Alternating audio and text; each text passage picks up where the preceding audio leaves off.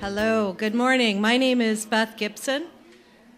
I'm the Business Development Specialist for Reeves Group Solutions. Thanks so much for coming today. For nearly 20 years, our company has worked with small to mid-sized businesses to help design, develop, implement, and manage group benefit and savings programs. One of the most rewarding parts of my jobs is being able to work with business owners and managers such as yourself. I believe education is a key to success, and I'm delighted to see so many people here today taking time out of your busy schedule, because I know we all have very busy schedules, to learn more about how to protect your most precious resource, your employees. Today we have gathered experts from a variety of fields who will provide their own unique insights into the challenges facing today's business owners. Julie will talk to us about a number of items, including what happens from a 4 to 40 people organization and that growth, some of the challenges along the way, the importance of delegating, and getting your team to buy into your vision and culture.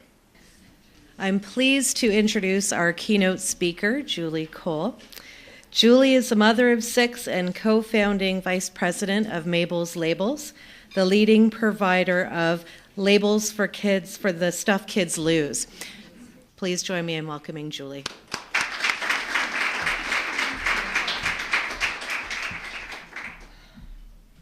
You'll see why I'm exhausted. Let me just make sure I've got that. Oh yeah, there we are. Actually, this is the real reason I'm exhausted. There they are. Yeah, count them. There's 6 of them. And that's also the reason why Mabel's Labels is around. I started over 10 years ago with 3 business partners, and we created the product because, A, we had a good idea. There's a product missing from the market. Our kids were going around with using things like masking tape and permanent marker and all other things that were making our retinas bleed. And we thought, we can do better than this. We can come up with something super cute, something durable, that works, that parents want. And also, so that was one part of it. And the next part was we were having young families and we wanted to leave the traditional workforce. And in fact, the real catalyst was my eldest son had just been diagnosed with autism, and he was 3.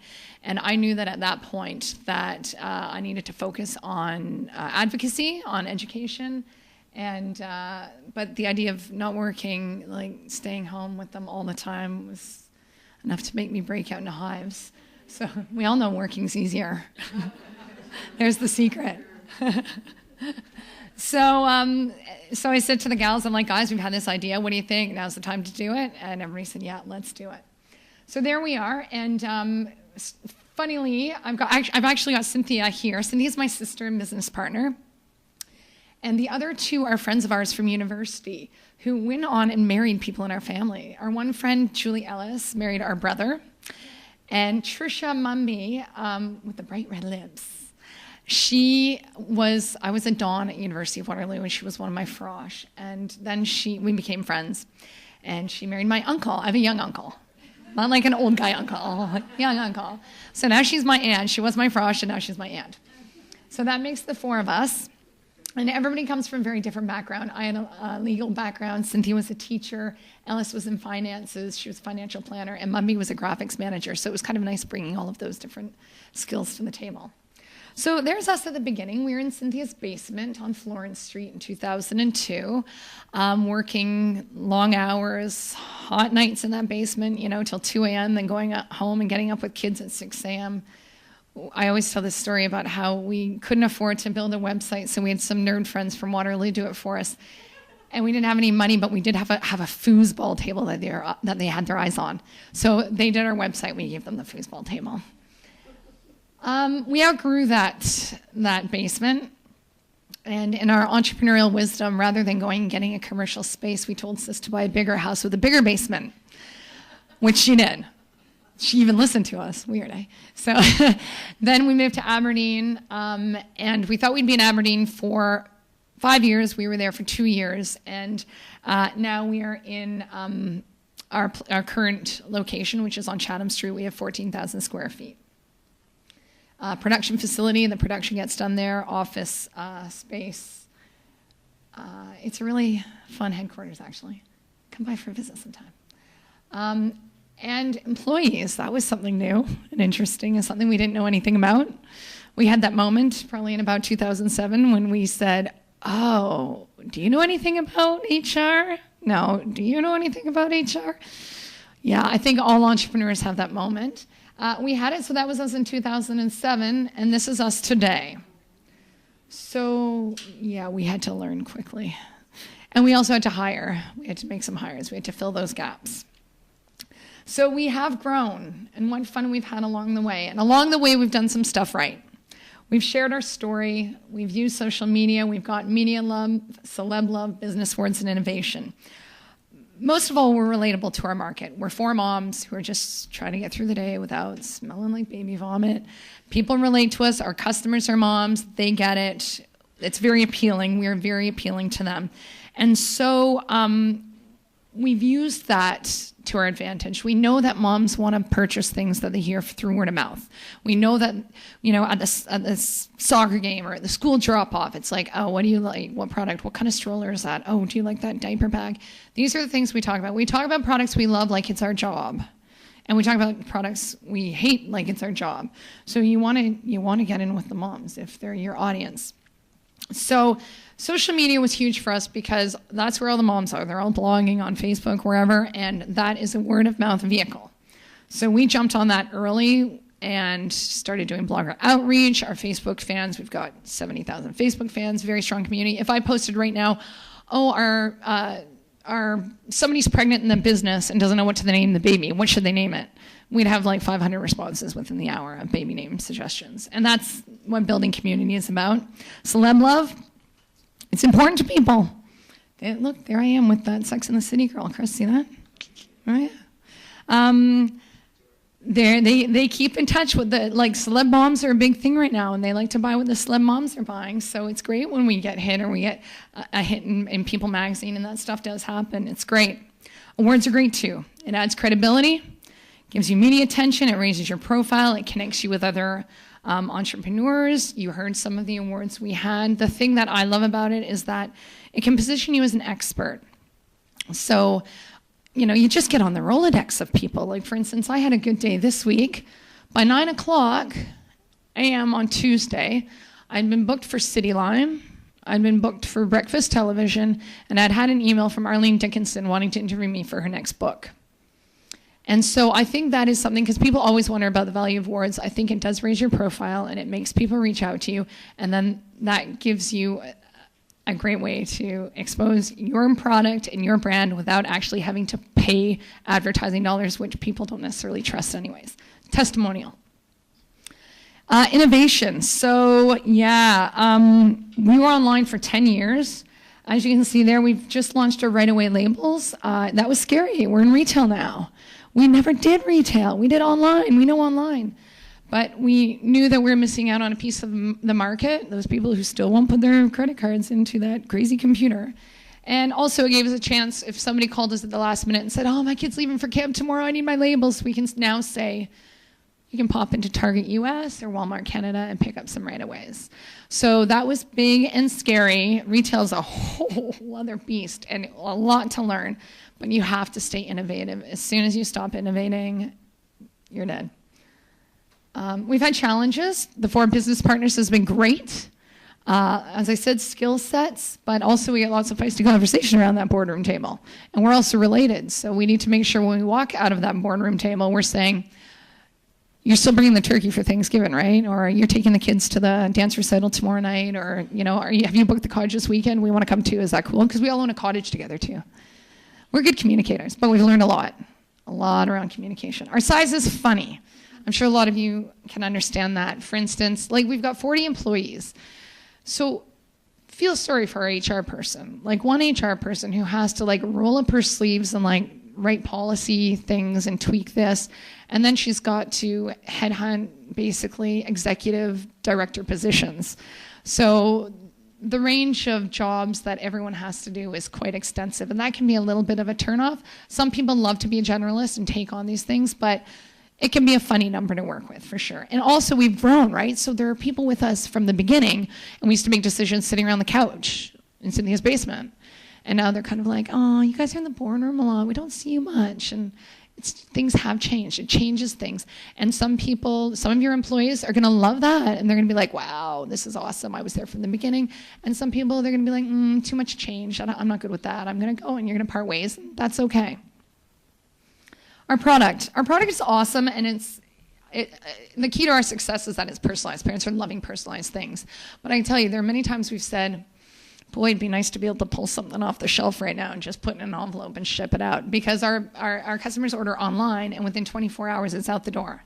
So if we have like a little glitch with the printer or the cutter or something, or if there's a mail strike, or there's room for issues, but we've done a lot of streamlining. We've done a lot of great process stuff, particularly in the last year around production. So that's been really, really helpful. But yeah, sometimes it'd be easier just to have something sitting on a shelf. IT. We're a web-based business. We are really a high-tech company, and out of the 4 partners, not a nerd among us. So that was pretty scary, especially in the early days. We've learned a lot, and we've hired well, and that hiring was really a challenge for us.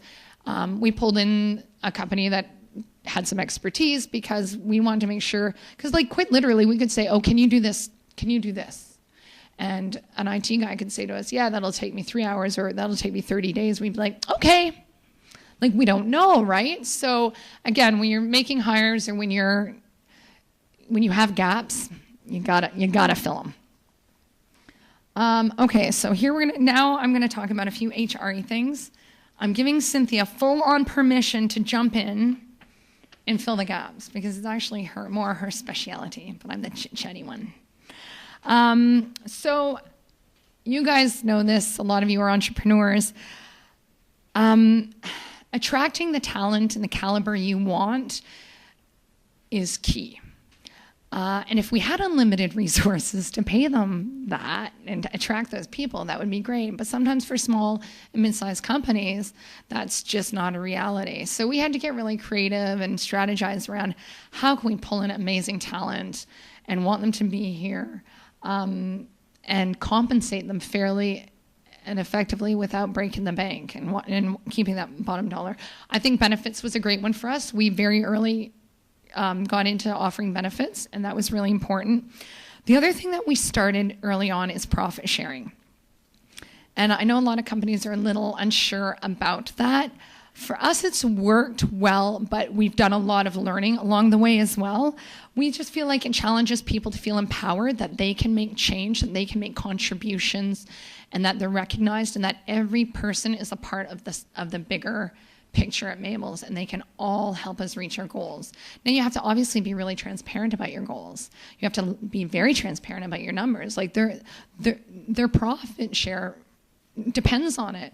As soon as you start being a little snaky or just not being open, then they're going to get suspicious. And you also have to make sure you have the right plan, because if you don't have the right plan and we're not meeting goal, and year after year they're not getting the profit share, they'll be suspicious and a bit distrusting, because maybe they think you're setting the goals too high so that you don't pay out. And you don't want that. That's why we do the goal setting together. And the goals of the company are trickled down to directors, to managers, to staff. They're all interconnected, cascading, and we report on them often. The other thing is too, like just, if you're not meeting goal, you can really rally the troops and say, you know what, you need to be innovative here. And then the tricky part, let them be. Retention and recruitment. Yeah, getting the right people on the bus, and then the tricky little part about keeping them on the bus. We always think about how does our company look to the outside world? Are we viewed as a successful and innovative company? Is there something about working for us that, maybe the compensation isn't as high as, a big company in Toronto or in New York or California, but is there a perception that our company would be a fun, good place to work? And you have to work at that perception. You need to network. You need to do media so that people are seeing your company. So, we think of our media exposure not only as, oh, this is great, people will buy labels. We think of it as, oh, great, this will attract good people to come work for us. And it does. So have you gained the media exposure that makes people say, I want to work there? So getting them to apply is the first step, and then obviously asking the right questions, making sure it's a good culture fit. And then once you have them, there are many benefits for working for a small company. There are a lot of challenges as well, but we really try to focus on the fact that a small company, we can be really positive, we can be really innovative, we have a very collaborative work environment. Those are things sometimes in those bigger companies people feel they miss out on. So you need to capitalize on the positives and the benefits of working for a size of company, this small or medium. The other thing that we recently introduced, which is fascinating, is called a ROW. It's a results-only work environment. And we were sitting in here 2 months ago with our staff team. We flew up the trainers from the States, and a ROW is, so basically, how employees have this idea that if they come in and they're there at 8:30 and they stay till 5 and their bums are in the chairs, that they're doing their job. We're not assessing people on that. It is all results. So if you can get your results done in 4 hours a week, that's awesome. Good on you. We don't care. And it's interesting because you're so used to that culture of presenteeism, and there's a real shift. And we've had some hiccups, and we're learning, but overall, it's been really positive. The one thing that I love is there's this term in Row called sludge. And sludge is when you walk in the office 10 minutes late, and somebody says, "Oh, nice of you to join us." Nobody says that anymore. Nobody's allowed to say that. It's a sludge-free zone. Which makes for a really awesome environment. If somebody says to you, "Look, are you going to be in the office today?" The only response they get is there something you need from me? What can I help you with? You don't have to tell them where you're going to be. You don't know that to anyone. You just ask them if they need your help. Now, this is not a work from home arrangement. It's not flexible. It has to meet the goals and the needs of the company. But it's amazing now with technology how much of this can be met without having somebody's butt in a chair for 8 hours a day at our office. No more adult babysitting. We're grown-ups. We're treating people like grown-ups. And the other thing is people say, well, what if it doesn't work? What if people are not doing well at the row? Will you take the row away? No, we'll fire them. They don't fit. That's the answer to the row. So very exciting. But this is also a great recruitment tool because all the IT guys that we need, they don't necessarily have to have their butts in the chairs at Mabel's Labels. You can do so much. So when we want to attract awesome IT talent, and we say, well, we're in a row, that's impressive. And also for Gen Y, they work differently too, right? All about balance, right? Those balance people, they don't know nothing. So it's a great way to differentiate our company from other companies, and it makes us attractive. One of the biggest challenges I think when we have a small company is career paths. So it's hard to say, if you're the, manager of marketing, until that director leaves, and maybe even if you're not going to be that director. So you see what I'm saying? Those bigger companies, you can have a really good path. We have to be really creative. We have to think about, outside the box and coming up with different strategies so people can see that there is room in the company for them, but it is definitely a challenge for smaller companies. And again, we hire to fill the gaps. I don't need a bunch of little Julies running around. I need people who are smarter than me. I need people who know things that I don't know, and so that's how we hire. Company vision, core values. When we created our core values, we asked all of our employees to think about somebody they admired in the company and then to come back and tell us what it was that was admirable. And based on all those answers, we developed our core values. And they are delivering excellence, integrity, open imaginations, open minds, you be you, I'll be me. We are all part of something bigger, best people, learning from our experiences, best in marketplace. So our core values are then built into our company goals, and they're built into our individual goals. When we have our staff all-hands meeting, different departments will do a presentation or a play or a song on one of our values. We hire and fire by these. These are really important. We integrate them into our interview questions, again, so that when we hire, we're getting people that are going to be the right fit, because we all know how much it costs when somebody doesn't work out. So, hiring well is going to save you a lot of money. So we try to be really careful in that hiring process. Company culture. Happy people are engaged and they're productive. We know that if they're happy, your staff turnover is less frequent, your retention is longer. Again, it saves you money and it's more fun. It's fun being around people who are happy. It's fun running a company where people walk in and they're like, hey, so great to see you. But the two factors of engagement and being productive, like those are the things that really affect the bottom line. So they're very important, and that's HR's job, really, to keep these people engaged and to figure out ways and to strategize around that. We do all sorts of things. We do, we have a social committee, so there's like barbecues and all sorts of shenanigans. Like they do crock pot cook-offs and all sorts of like things around the holidays, and they're always up to something. It's hilarious, so really fun. And we also have a community relations committee because we feel being involved in the community is really important. So we do, like I was on Friday, I was at MAC answering phones for the telethon. They did the big bike ride on the Thursday. We do a Santa to a senior. We gift wrap for St. Joe's during the holiday season, and that's all during work hours. And we just think it's a great way for people to feel like we're all a part of something bigger. Again, our core value. So there we are. An entrepreneur starts a business to be able to make choices. We choose to live as dynamic business owners, enthusiastic mothers, and inspired women.